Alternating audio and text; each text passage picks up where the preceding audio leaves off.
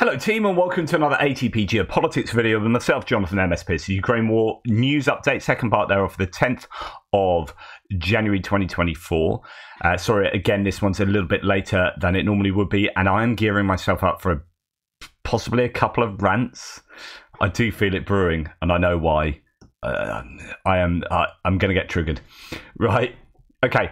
Military aid and equipment and so on and so forth. That segment, let's start with 33,000 Ukrainian soldiers have now been trained via the UK-led Operation Interflex. So this is taking place inside the UK, but with the help of other nations, New Zealand, Australia, Sweden, so on and so forth, other Nordic nations, helping to train troops within the UK. That's also included Marines and Special Forces, I believe, too. So 33,000 trained in the UK is really a useful, helpful intervention from the UK and all those other nations, of course. 10 partner nations have been delivering this training since 2022, and it will continue. It does continue into 2024, as does the UK support for Ukraine. We're going to come onto that a little bit later. That's where I'm going to start ranting. Sweden is contributing approximately $4.8 million to NATO's Comprehensive Assistance Package, CAP Trust Fund for Ukraine, aimed at procuring military aid for projects already determined but lacking funding. So it's really good. Sweden coming on board in terms of NATO, ahead of the game there. Media is reporting that a year after Canada promised air defense system, new NASAMS to Ukraine, it's not yet been delivered. Canada's Prime Minister said last January that his country would purchase a NASAM system for Ukraine. Still not been delivered, CTV News said yesterday. There's this talk about, so President Zelensky thanked Trudeau on Twitter on January the 1st this year for providing additional NASAM systems and missiles, but it's unclear if he is referring to the one promised in 2023 or if there were new developments. CTV wrote that the Canadian Prime Minister's office and the Defence Ministry would not clarify what the comments referred to or if there was an additional NASAMS donation in the works. There's also this money, $406 million that's gone from Canada to the US. Again, benefits to the US here, and we'll return to this a little bit later. But there's just a little bit of confusion as to exactly what's going on with Canada. I wonder if any Canadian watching can enlighten me as far as they might know. Spain has adapted armoured medical ambulances and will transfer them to Ukraine. This was announced by Minister of Foreign Affairs of Spain, Jose Manuel Alvarez.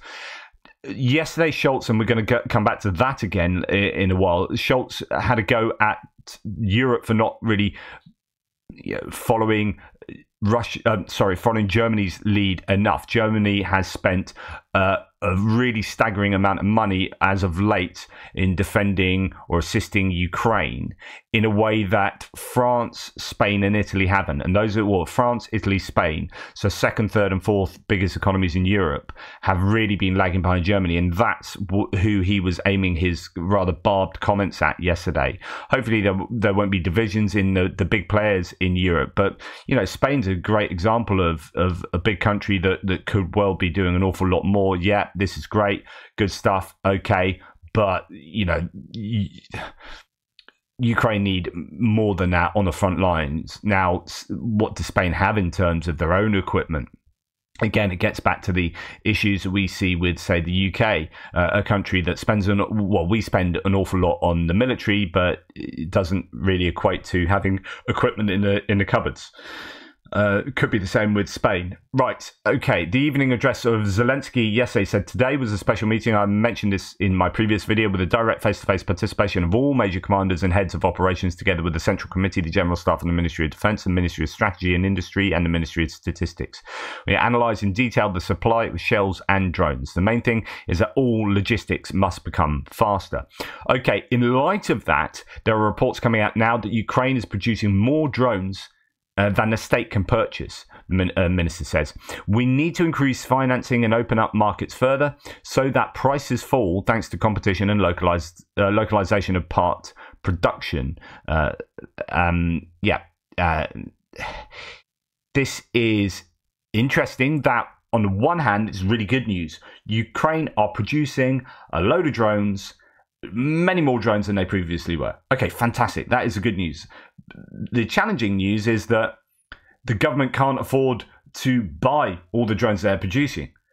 And then the good news is, surely, well, an allied nation that doesn't have those cupboards full of their own stocks, UK, Spain, etc., the EU as a whole, could come along and say, right, just there's $1 billion.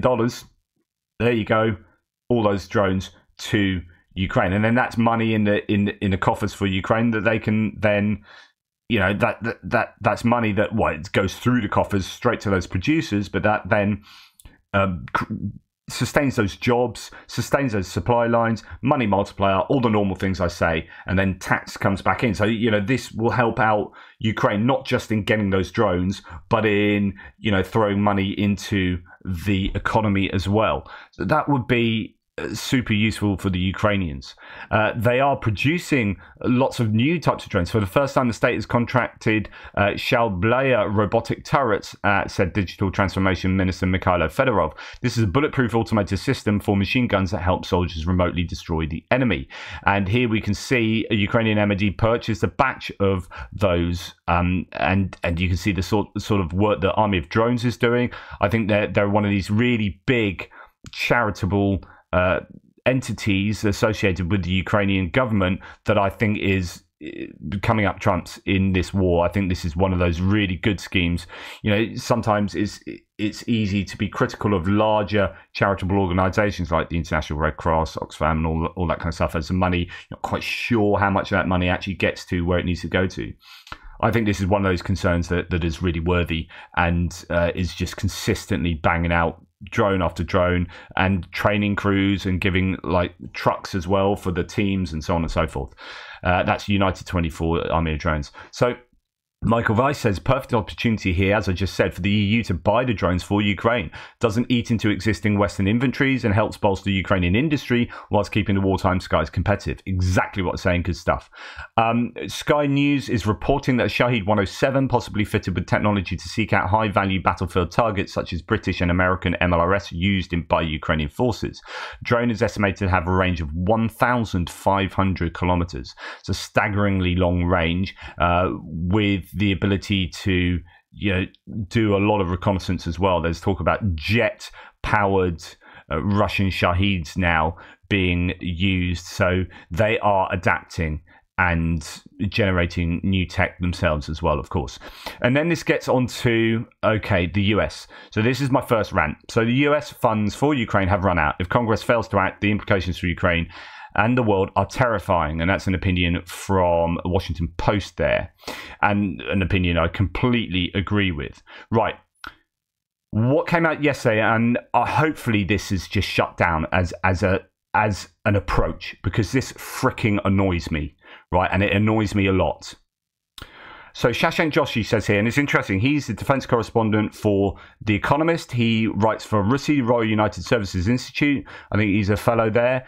He used to write for The Telegraph. Here's a right-leaning journalist and defense expert saying, what an absolute moral cesspit the Republican Party has got itself into with Ukraine. Treating the survival of a country as a political weapon for bargaining chip. For shame. For shame. For shame. Right, if this is the case, I am genuinely annoyed. Right, and I'll explain why. So news is coming out again. Check this, grain of salt, etc., etc. Senate Republicans discussed the idea today of conditioning aid for Ukraine on US hitting certain border security metrics after supplemental immigration policy bill passes. Conservatives pushing for it, but negotiators have rejected good, arguing it would cost the bill Republican votes. Right. There's one thing attaching the southern border to Ukraine, which I say is they're not connected. And it's like saying, right, and until we get like $10 billion and some policy changes in education, then we're not giving aid to Ukraine. Hang on, those two things aren't connected at all. These people are dying on the front line. That's 4 months of inaction, of impasse in Congress. Translating into artillery units having to retreat because they don't have freaking artillery ammunition, right? Of people dying on the front line because they don't have the right kit. So, you've got the money, it's been set aside, it's going to go to Ukraine, but it's being held up, right? And it's not a financial thing. So Mike Johnson said, this is not financial, this is about policy. And then they're saying, right, not only that, but we'll only give the money if we can get immigration down to these certain levels, which means you then have to wait to see if that happens, to then collect all the statistics and then go, oh, we haven't done it this month. Okay, we're not giving Ukraine that money this month. We'll have to wait till next month. Have we got hit it this month? No, we haven't. Okay. That's the same as the British saying, for example, we've got, I don't know, I'm making it up, we've got $50 billion in British funding, and we're not going to give it to, which is fine. We want the Ukrainians to have, we want them to have this. We all agree that, you know, they should have this. We're just going to hold it back until the GCSE result levels for like exams that kids take at 16, that the government kind of controls and have statistics for, and it's an indication of how well we are doing in education. Right, we're going to hold the education department to account until the results go up by 5%, or until, I don't know, schools, you get a certain amount of schools getting Ofsted rated good, right? And we're not going to give Ukraine that money until we get our schools at Ofsted rated good. Hang on, what's that got to do? Nothing. It's got nothing to do with that, but I find that really important, and I'm going to hold that money to ransom. Now, I've complained about this before, and I understand that this is, you know, realpolitik, but this is going to be 5 or 6 months worth of waiting just until they get X and Y and Z ticked off. This is not cool. It is absolutely not cool. And when you have like right-leaning journalists outside of the US going, this is making Republicans look, the Republican Party, in the governing Republican Party, look, not some of you as viewers and whatnot, but those lawmakers look like a moral cesspit. When you've got people like that, and these are people that I really rate, people like Shashank Joshi, things aren't going well. And, you know, here's a Ukrainian source, no report saying stalling about the same news. Republicans are playing a horrible political game while people are dying in Ukraine. Using a war in Europe that threatens international security and undermines democracy as a weapon in internal politics is scandalous. This is what I said right at the beginning, and many of you will still come back to me and say, yeah, but the southern border is a problem. But like, yes, it's a problem, it needs fixing. Okay, there you go. It's a problem, it needs fixing. That's a problem, it needs fixing. Don't make one contingent upon the other. It is a false connection. You need to sort that out, and maybe hold some of your domestic things issue, because that's a domestic thing. But this is an international thing that will affect the US massively. You're at the top of the hegemonic pile. If you want to stay there, it's in your best interest to support Ukraine. And you've got people dying. While $61 billion has been held up presently for what is it, 3.5 months or however long. And by the time, if any of that goes through, and I know it's a discussion point, it's not anything that's been agreed, but if that's the direction you're going in, then kiss goodbye to Ukraine, really. In my opinion, I am incensed by this. I'm incensed that people would do that. And it just speaks to me that they don't freaking understand what is going on in Ukraine. They don't understand the international importance of what is taking place in Ukraine. There's a myopic sense of their own politics. And I know this is US money, but this is US money that supports US strategic military benefits and industrial benefits, economic benefits, trade, international security, international economic security and stability. Like, I've given you all the arguments already. You know them. But this is holding hostage and making it, it's like, it's moving the goalposts consistently. Right, you want this? Okay, let's argue for this. Okay. But now we want this. We're still not going to... Hang on, we just... Yeah, but fine. We want this now. Okay, we'll give you this. No, now we want this. Hang on, we still haven't given the money to Ukraine, and there are people dying. Yeah, but we now want this. I find it disgusting. And I know I will lose viewers over this. And I know some of you will shout at me and how terrible the southern border is. I'm not disputing that. I'm disputing holding that war, the Ukrainians to hostage over the southern border. That's the only thing that you're connecting. You didn't connect it to, I don't know, your own education policies. You didn't connect it to anything going on in the US. You didn't connect it to any other idea out here, any kind of trade deals or international diplomacy. It's Ukraine. Where is the influence coming from where you would want to choose that thing? What is going on inside US politics whereby you are doing things for the benefit of dictator Putin. What is going on? And at the same time, I mean, goodness me, me as some liberal lefty singing the praises of bloody Lord Cameron, but he's actually saying the right things here. So support for Ukraine will continue for years, not the subject of controversy as in the US. So everyone outside the US is going, this is a problem. So I know some of you inside the US are going to have a go at me, but do you know what? Everyone outside is going, that's a problem. That needs to be sorted out. When you've got David Cameron saying that, David Cameron said that support for Ukraine within the country is bipartisan. And that's a great thing about UK, is that if the Labour get in, and they should pretty much waltz in at the rate it's going at the moment, as according to political polling. If Labour get in 2024, the back end of this year, there will be no change to our approach with Ukraine and Russia. And that is so comforting. UK is ready to help for many years to come. Indeed, he said, this is many years to come, and we'll demonstrate this we will demonstrate that to Russia. And indeed, this is what he said 25, just yesterday. Our commitment is such that with our allies, we want to demonstrate to Putin very clearly that he cannot wait us out, that we are prepared to support Ukraine through 24, 25, 26.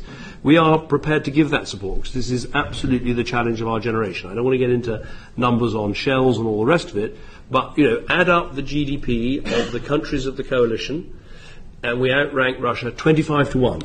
So, it should not be impossible for us to get on a sufficient industrialised footing.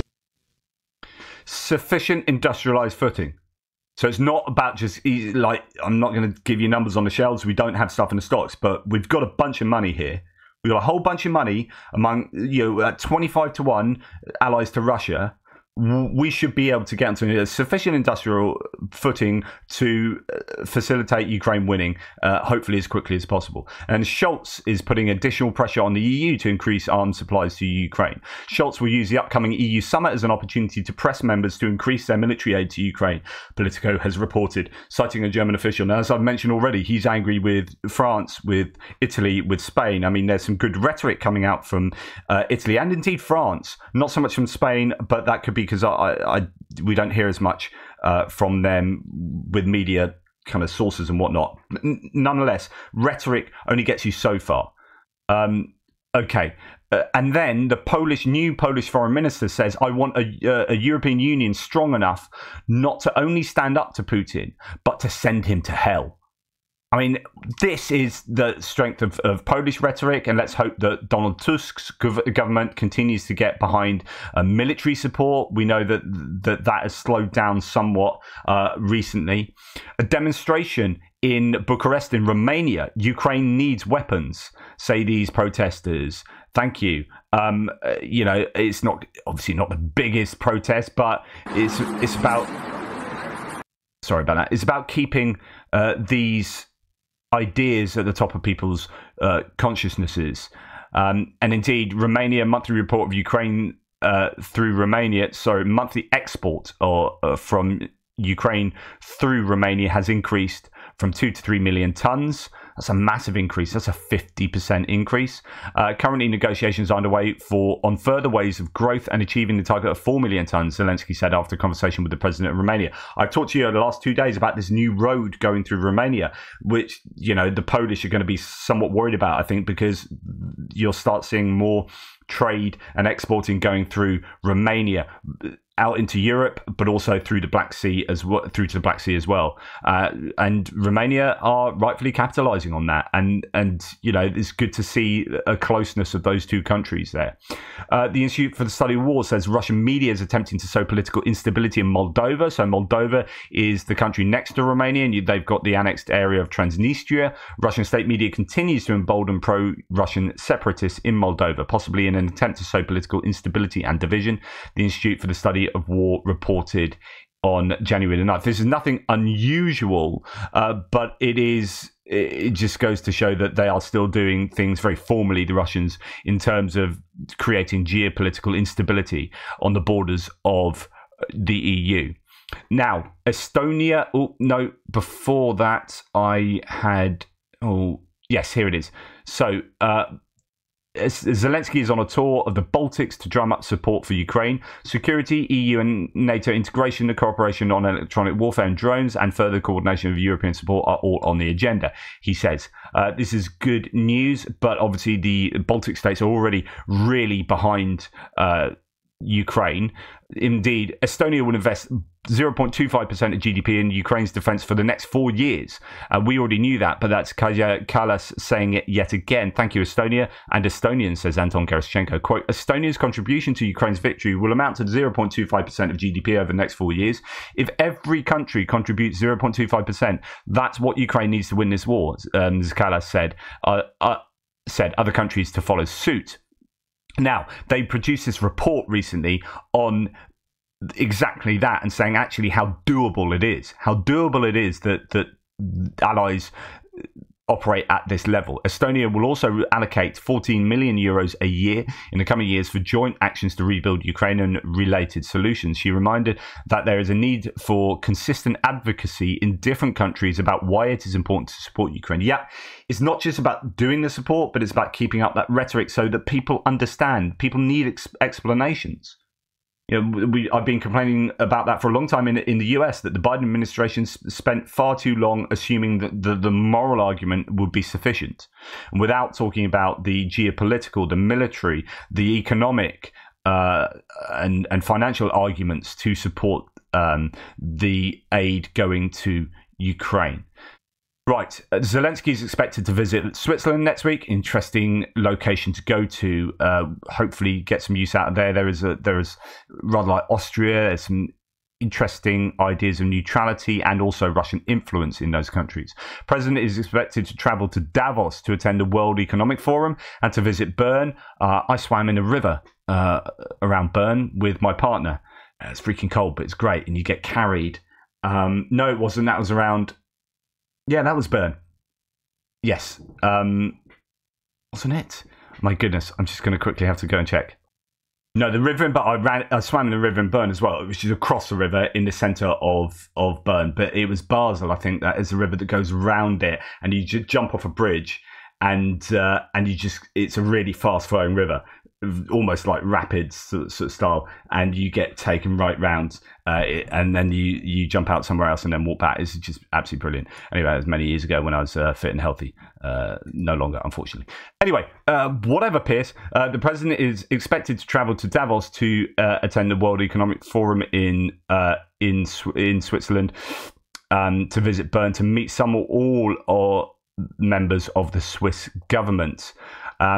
Right, Andrzej Duda being mentioned here by Zelensky, who is the president of Poland. I had a call with Andrzej Duda to thank our steadfast ally Poland for its support of Ukraine's path to EU and NATO membership. Our shared border must be a true European one, a border of unity. There should be no barriers between our peoples. Our future lies in unity, mutual support, and mutually beneficial cooperation. We discussed how to ensure the EU's continued financial and political support for Ukraine, as well as our perspectives on the upcoming NATO-Washington summit and its expected decisions. I appreciated Poland's support for the peace formula and invited its representative to the next meeting of advisors in Davos. Following Russia's recent mass missile strikes, we discussed further defence cooperation and a strengthening of Ukraine's air shield. I also raised the possibility of Poland joining the G7 Vilnius Declaration on security guarantees for Ukraine. Really good, close relationship there. Duda is not of the same party as Donald Tusk, and there is a bit of friction. In fact, they're trying to arrest two politicians of the former government who are holed up in the presidential palace. In fact, I think they have been arrested by the police now, but Duda was kind of protecting them. He had pardoned them back in 2015. Anyway, all sorts of things going on there in internal domestic Polish politics.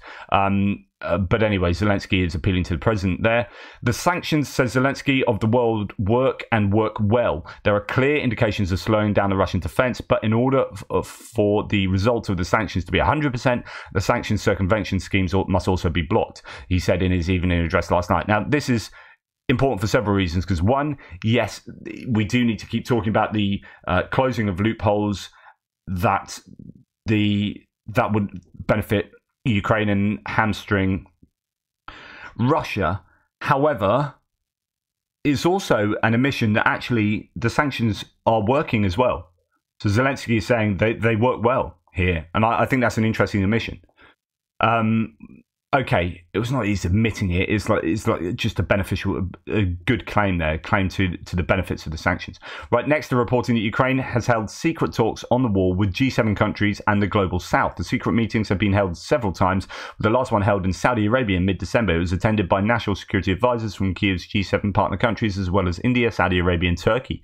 Interesting. At some point, representatives of China, Brazil and the UAE attended such meetings, but their participation was not permanent. Ooh. It is known that the talks concerned, among other things, Ukraine's attempts to prove that the unwillingness of Zelensky and his team to negotiate a ceasefire has nothing to do with the reality and is fueled by Russian propaganda. Among other things, they discussed what demands Kiev was making to reach a truce and how the participating countries planned to interact with Moscow in the future. It is not known how successful the talks were. Wow, and that's from Bloomberg. Goodness me, so much to talk about in there, but I'll leave that to you to ruminate on. But there have been secret talks to kind of play down the idea of negotiations, play down the idea that Zelensky is not up for negotiating at all, and that is a kind of narrative coming actually from Russia. Okay, unknown persons have caused 1.6 million euros of damage in drilling 8 holes in a pipeline under construction for an LNG, liquefied natural gas terminal in northern Germany, according to Der Spiegel. The holes were made in the 4th section of the construction. The distance between them is more than a kilometre. According to the police, the damage was detected on November 28th, during an electronic inspection of the pipes. The Federal Prosecutor's Office is investigating the incident. Oof, that's not good, is it? US Defense Secretary Lloyd Austin. Now, I didn't report on this previously just because I didn't think it was that important, as in, it was like, meh to me. Lots of people have sought political capital out of this in the States in terms of the reporting on this. And I still don't think it's actually that important, but I'm going to mention it anyway because he has just been diagnosed with prostate cancer. So, US Defense Secretary Lloyd Austin was diagnosed with prostate cancer. Austin reportedly underwent surgery for prostate cancer in late December, but has now been rehospitalized due to complications, including an infection.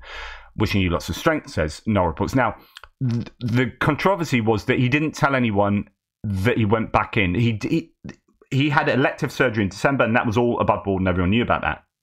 I don't know that they knew. I don't think he released that he's got prostate cancer. So I presume he was having some surgery to help him with that. Then there were some complications and he went back to hospital, and that's where he didn't tell people. And people were like, oh, that's highly controversial. But actually, if Ukraine battle map can be believed, why he didn't inform President Biden of the diagnosis of prostate cancer is because he didn't have to. He's protected by law. He doesn't have to tell his wife or his boss. So you're going to have individual things going on here with a human being who's got prostate cancer, who's a very prominent person, and prostate cancer is not really cool, and I don't know what stage it is. There's going to be a lot of sensitivity around that, and to try and seek political gain. I mean, hopefully now that we know what was actually going on, people just hang a little bit back. I mean, all that people need to know is that the US, from a military strategic point of view, will have the correct decision makers being able to make the right decisions, right? So his deputy needs to know, and whether they knew, and there's controversy about that, but going forward, can the US make the decisions they need to make with the personnel they have, etc., etc. And I wish him well with his illness, of course. Right, and my last rant, because I am in a ranty mood, and I know this is to do with commenters on threads. You might think, oh, why? But actually, I think it's important. I always do. We need to have ammunition to withstand the onslaught in the information spaces. So this is Radhika Pereira, who's someone who initially came to and has watched an awful lot of my stuff, and initially came with very kind of seeming like edgy questions, but seemed to be a good faith interlocutor. And so, okay, it's a challenging question, but a good one. And now it seems, sorry, mate, but you seem to have gone like full on Putin spokesperson. And kind of that's just annoying, because if you're going to try and just defend the activities of a dictator, I'm not too cool with that. So the kind of as long as it takes equals to the last Ukrainian. They're both the same thing. One may be a little more direct and undiplomatic, but the same nonetheless. I mean, so basically saying you should ask Ukrainians how they feel about being used as tools to accomplish the geopolitical goals of the US empire. And how about the morality of a proxy war where the US supports Ukraine not to win, blah, blah, blah. And it's this whole kind of like all the talking points that I dealt with literally a year ago. I've written on it being effectively in some way a proxy war, but not in the kind of moral way that you think, and not instigated, but actually becoming one eventually. But this kind of rhetoric really gets to me, because especially this one, you should ask Ukrainians how they feel about being used as tools to accomplish the geopolitical goals of the US empire. As I said back, you should ask how Russians, legal and illegal immigrants, feel about being used as tools to accomplish a megalomaniacal, narcissistic, kleptocratic dictator's imperial wet dream. Jesus effing Christ, mate, have some moral perspective. You've increasingly become a personal spokesperson for Putin, and it's pretty disgusting. Like, to talk about the people who are defending their own country being used as tools. Yeah, I talk about it in Crinky, like from a tactical point of view, that's exactly right. But the greater good is the reason why that's having to happen is because they've been invaded by an aggressive nation at the hands of a dictator, right? So don't question about these people being used to defend their own country. Question about these people being used to invade needlessly a sovereign nation. It's absolutely freaking disgusting. So I'm all up for good faith dialogues and for good hard discussions. But when you're effectively parroting Russian Kremlin talking points, you are nothing more. So I've said to him before when he got a bit defensive, I said you're a Russian shill, right? If you're not a Russian troll, a paid up Russian troll who's paid to say this, then it means you're morally aligned to that. You're not saying it you're out of like obligation for your pay packet. You're saying it because you morally think it's the right thing to say, which is even worse. And this is what I always say, that it's better that I call you a troll, because if you're not a troll, mate, you are something worse, which is someone that's got such a poor grasp of morality that you think that Russia is doing something that is good and right and proper. And if that's your moral evaluation of what's going on, you're screwed, mate. You're a moral monster. So I'd much rather you're a troll. I can deal with you if you're a troll. It's like you're paid to say this. Get over it, mate. I'll just block you. But I like free speech, and I don't like to censor people. But if you're so morally screwed, and even after a year and a half and all the war crimes that we've seen, if you're still going to perpetrate this nonsense, then you just take it somewhere else, mate, because that's not good faith dialogue. That is someone who's willing to, like, as soon as you are willing, and I said this the other day, if you're setting out to justify genocide, if that's your opening gambit here, it's like, I am trying to justify the invasion of another country and the 160,000 war crimes that are now being registered. Like, okay, how do I make this sound good? Like, if that's where your starting point is, you're in the wrong job, mate. You're in the wrong moral evaluation room. You need to walk out that door and you need to start somewhere else, because if you're starting there, that indicates to me that you are morally reprehensible. You might as well be trying to justify the Nazis in the Second World War. That's what I mean by if you're trying to justify genocide, and I put this alongside that, it might not be as large in terms of millions, but the intention seems to be, we've heard all the rhetoric on Russian TV. We've seen it. We've seen what they've said, and we've seen them try to justify the burning and drowning of Ukrainian children and the eradication of Ukrainian identity, language, and culture and people. They're saying that. The generals are saying it. Putin's essay from, when was it, 2020, is saying it. It's not cool. So by all means, have some good faith dialogue. Please don't have bad faith dialogue. Take care. Speak soon.